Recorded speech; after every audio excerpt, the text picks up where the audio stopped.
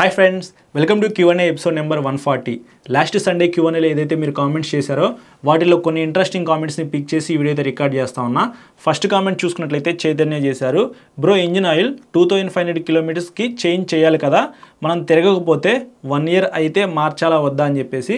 మీరు తిరిగినా తిరగకపోయినా ఎవ్రీ 3000 కిలోమీటర్స్కి మార్చుకోవాలి. ఫర్ ఎగ్జాంపుల్, మీ వెహికల్ అనేది ఒక 5000 కిలోమీటర్లు తిరిగిన తర్వాత సర్వీసింగ్ అయితే చేయించారు, కొత్తగా ఇంజిన్ అయితే పోసిన తర్వాత ఇంట్లోనే పెట్టుకున్నారు. 3 నెలలు అయితే మీరు అసలు వాడలేదు. 3 నెలల తర్వాత మీరు ఆ వెహికల్ వాడదాము అని అనుకుంటే ఆల్రెడీ మీ వెహికల్ కొత్త ఇంజిన్ ఆయిల్ ఉంది కాబట్టి మార్చాల్సిన అవసరం లేదని చెప్పేసి మీరు ఆ వెహికల్ యూజ్ చేస్తారు. బట్ అలా అయితే యూజ్ చేయకూడదు. ఆ వెహికల్లో ఉన్న ఇంజిన్ ఆయిల్ అయితే మొత్తం తీసేసి కొత్త ఇంజిన్ ఆయిల్ అయితే పోసుకొని అప్పుడు మీరు అయితే ఆ వెహికల్ వాడాలి. సో మీరు వాడినా వాడకపోయినా ఇంజిన్ ఆయిల్ అనేది ఇంజిన్ లోపల పోస్తే ఖచ్చితంగా అది యూజ్ అవుతున్నట్టే, ప్రతిరోజు వెహికల్లో వాడుతున్నట్టుగానే ఉండిద్ది అనమాట లెక్క అయితే అది. సో మీరైతే మార్చుకోవాల్సిందే. మార్చుకుంటేనే మీ వెహికల్కి సంబంధించిన ఇంజిన్ అనేది హీట్ అవ్వకుండా ఉండిద్ది, ఇంజిన్ రిలయబిలిటీ ఎక్కువ ఉండిద్ది, మంచి మైలేజ్ అయితే ఇస్తుంది, ఇంజిన్కి సంబంధించిన ప్రాబ్లమ్స్ అయితే ఏమి రావు. నెక్స్ట్ సింగం నారాయణ కామెంట్ చేశారు. అన్న, normal bikes box swing arm ఉంటాయి కదా, KTM బైక్స్ వేరే స్వింగ్ ఆర్మ్ ఉంటాయి కదా, దానికి దీనికి డిఫరెన్స్ ఏంటన్నా అని చెప్పేసి. పెద్ద డిఫరెన్సెస్ అయితే ఏమీ ఉండదు. చూస్తానికి లుక్ అయితే KTM వెహికల్స్ ఉన్న స్వింగ్ ఆర్మ్ అయితే ఎన్హాన్స్ అవుతుంది అనమాట. చూస్తానికి అది చాలా బాగుండిద్ది, కొంచెం ప్రీమియంగా ఉండిద్ది. హైవే మీద మీరు 3 digits వెళ్ళేటప్పుడు మంచి స్టెబిలిటీ అయితే ఉండిద్ది అనమాట ఆ స్వింగ్ ఆర్మ్ వల్ల. బాక్స్ టైప్ స్వింగ్ ఆర్మ్ అయినా సరే మీకు బాగానే పెర్ఫామ్ చేసిద్ది. కొంచెం ప్రైస్ అనేది కట్ చేయడానికి వీళ్ళు ఇట్లాంటి బాక్స్ టైప్ స్వింగ్ ఆర్మ్ అయితే తీసుకొస్తారు కంపెనీ వాళ్ళు, అంతే. అంతకుమించి మీకు మేజర్ డిఫరెన్స్ అయితే ఏమీ ఉండదు. నెక్స్ట్ జానకిరావు అయితే కామెంట్ చేశారు. Jupiter 125 versus Activa 125 which is best అని చెప్పేసి. రెండు ఇంజిన్స్ అయితే మాత్రం మీకు సేమ్ అయితే ఉంటాయి, పెర్ఫార్మెన్స్ కూడా రెండిట్లో కూడా సేమ్ అయితే ఉండిద్ది. పెద్ద డిఫరెన్సెస్ అయితే మీరు నోటీస్ చేయరు రెండు వెహికల్స్ రైడ్ చేసినప్పుడు. కానీ మీరు పెట్టే డబ్బులకి మంచి ఫీచర్స్ ఎక్కడ వస్తున్నాయి, ఏ కంపెనీ ప్రొవైడ్ చేస్తుంది అనేది మాత్రమే మీరు చెక్ చేసుకోండి. ఫర్ ఎగ్జాంపుల్, మీరు జూపిటర్ 125 తీసుకున్నారనుకోండి, అందులో బూట్ స్పేస్ అయితే ఎక్కువ ఉండిద్ది. మీరు అందులో ఏది కావాలంటే అది పెట్టుకోవచ్చు, అదొకటి ప్లస్ అనమాట. సీట్ కూడా చాలా స్మూత్గా ఉండిద్ది. ఫ్రంట్ మీకు గ్లో బాక్స్ అయితే ఉండిద్ది, ఫ్రంట్ ఫ్యూయల్ ఫిల్లింగ్ అయితే ఉండిద్ది. Petrol disc brakes, diamond cut alloy wheels, అది కూడా రెండు కూడా మనకి 12 inch ఎల్ఐ వీల్స్ అయితే ఉంటాయి. గ్రౌండ్ క్లియరెన్స్ కూడా మనకి 163 mm ఉండిద్ది. ఎలా చూసుకున్నా సరే మనకి జూపిటర్ 125 బెస్ట్ ఫీచర్స్తో ఆఫర్ చేస్తూ ఉన్నారు టీవీఎస్ కంపెనీ వాళ్ళు. హోండా యాక్టివా 125 అనేది అవుట్డేటెడ్ ఫీచర్స్ అయితే ఉన్నాయి. అందులో మనకి ఎలాగ digital console, back side fuel filling అయితే ఉండిద్ది. దానిపైన ఉన్న క్యాప్ కూడా మనకి ఒక్కొక్కసారి ఓపెన్ అవ్వదు. ఆల్రెడీ మా ఫ్రెండ్ యూజ్ చేస్తున్నాడు, ఆ ప్రాబ్లమ్స్ అయితే మేము లైవ్లో ఫేస్ చేసాం కాబట్టి చెప్తున్నాను. బ్యాక్ సైడ్ మీకు 10 inch tyre, front 12 inch tyre ఉండిద్ది, అది కూడా అన్ఈవెన్గా ఉండిద్ది అనమాట. సో ఇట్లా కొన్ని ప్రాబ్లమ్స్ అయితే ఉన్నాయి. ఈ రెండు వెహికల్స్లో ఏదైనా ఒక వెహికల్ మీరు పర్చేస్ చేద్దాం అనుకుంటే రెండు షోరూమ్స్కి వెళ్ళి ఫస్ట్ టెస్ట్ రైడ్ చేయండి.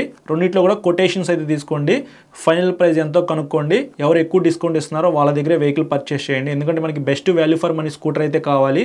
ఎక్కువ ప్రైస్ పెట్టి తక్కువ ఫీచర్స్తో ఉన్న స్కూటర్ అయితే మనం కొనుక్కోం కదా. నాకు తెలిసినంత వరకు ఈ రెండిట్లో మీకు best value for money vehicle అయితే జూపిటర్ 125 ఖచ్చితంగా అవుతుంది. నెక్స్ట్ శంకర్రావు అయితే కామెంట్ చేశారు. Bro, TVS Ronin versus Apache RTR 164V best value for money vehicle చెప్పు బ్రో అని చెప్పేసి.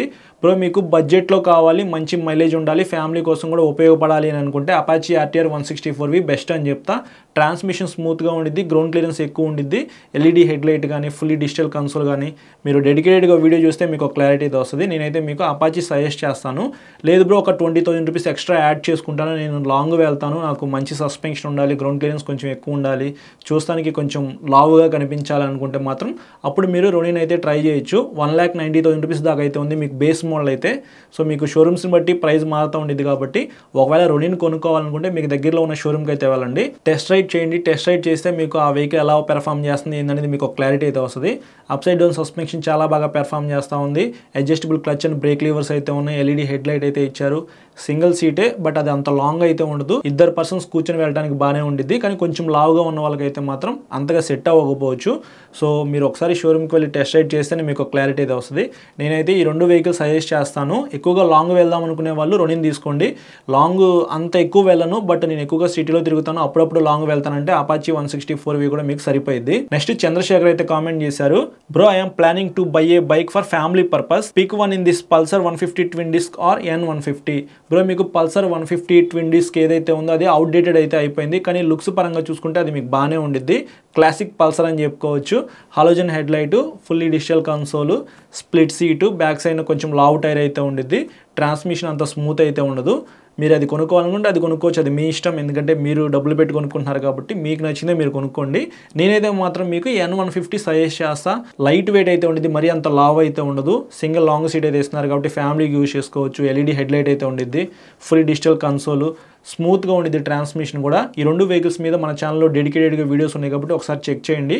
రెండిట్లో మీరు ఏది కొనుక్కుందాం అనుకున్నా సరే బజాజ్ షోరూమ్కి అయితే వెళ్ళి రెండింటిని టెస్ట్ రైడ్ చేయండి. అప్పుడు మీకు ఏది నచ్చితే అది కొనుక్కోండి. నేనైతే మాత్రం best value for money vehicle అయితే N150 అని చెప్తాను. పల్సర్ 150 మీరు కొనుక్కోవాలనుకుంటే కొనుక్కోవచ్చు. ఫైనల్గా జగదీష్ కామెంట్ చేశారు, KTM 250cc వెహికల్ తీసుకోవచ్చా తీసుకోకూడదా చెప్పన్నా అని చెప్పేసి. బ్రో నేను ఆ వెహికల్ మీద డెడికేటెడ్గా ఒక వీడియో రికార్డ్ చేసి అప్లోడ్ చేశాను, నేను రైడ్ చేశాను. డిజైన్ పరంగా చూసుకున్నట్లయితే ఫస్ట్ నాకు చాలా బాగా నచ్చింది.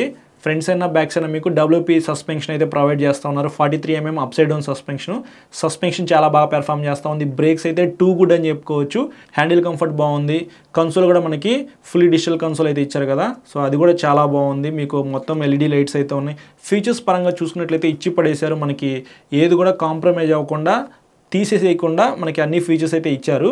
ప్రైస్ కొంచెం ఎక్కువే, కానీ అందులో ఒక్క మైనస్ ఏంటంటే ఇంతకుముందు డ్యూక్ 250లో DOS ఇంజిన్ అయితే ఉండేది కదా, కానీ ఇది SOS ఇంజిన్తోనే లభిస్తూ ఉంది. SOS ఇంజిన్ అయినప్పటికీ మీకు పెర్ఫార్మెన్స్ అయితే బాగానే ఉంది. బట్ మీరు ఏదో ఒక చిన్నది మిస్ అయినట్టుగా అనిపిస్తుంది అనమాట నడిపేటప్పుడు. ఒకసారి డెడికేటెడ్గా వీడియో ఉంది కాబట్టి చెక్ చేయండి. లేదు బ్రో నాకు సేమ్ డిజైన్లో DOS ఇంజిన్ ఉన్న వెహికల్ కావాలి అని అనుకుంటే అప్పుడు మీరు ఇంకొక 60-70 రూపీస్ ఎక్స్ట్రా యాడ్ చేసుకున్నట్లయితే మీకు డ్యూక్ 390 అయితే వస్తుంది. సేమ్ డిజైను, పెర్ఫార్మెన్స్ అయితే నెక్స్ట్ లెవెల్ అయితే ఉండిద్ది. అది కొనుక్కోమని చెప్తాను. డ్యూక్ 250 కొంచెం మీకు పెర్ఫార్మెన్స్ తక్కువ ఉన్నప్పటికీ మంచి మైలేజ్ అయితే ఇస్తుంది డ్యూక్ 390తో కంపేర్ చేసుకుంటే. సో మీకు KTM షోరూంలోని ఈ రెండు వెహికల్స్ ఉంటాయి కాబట్టి ఫస్ట్ ప్రైస్ ఎంతో తెలుసుకోండి. నేను కొంచెం మనీ పెట్టగలను, మైలేజ్ తగ్గినా పర్వాలేదు, నాకు పెర్ఫార్మెన్స్ ఇంపార్టెంట్ అనుకుంటే డ్యూక్ 390 తీసేసుకోండి. లేదు నాకు కొంచెం మైలేజ్ కూడా ఇంపార్టెంట్, నాకు అంత ఎక్కువ పెర్ఫార్మెన్స్ అయితే అవసరం లేదు, డిజైన్ అయితే సేమ్ డ్యూక్ 390 లాగా ఉండాలి అనుకుంటే అప్పుడు మీరు డ్యూక్ 250 కొనుక్కోవచ్చు. సో ఇది ఫ్రెండ్స్ ఈ సండే కామెంట్స్ అయితే.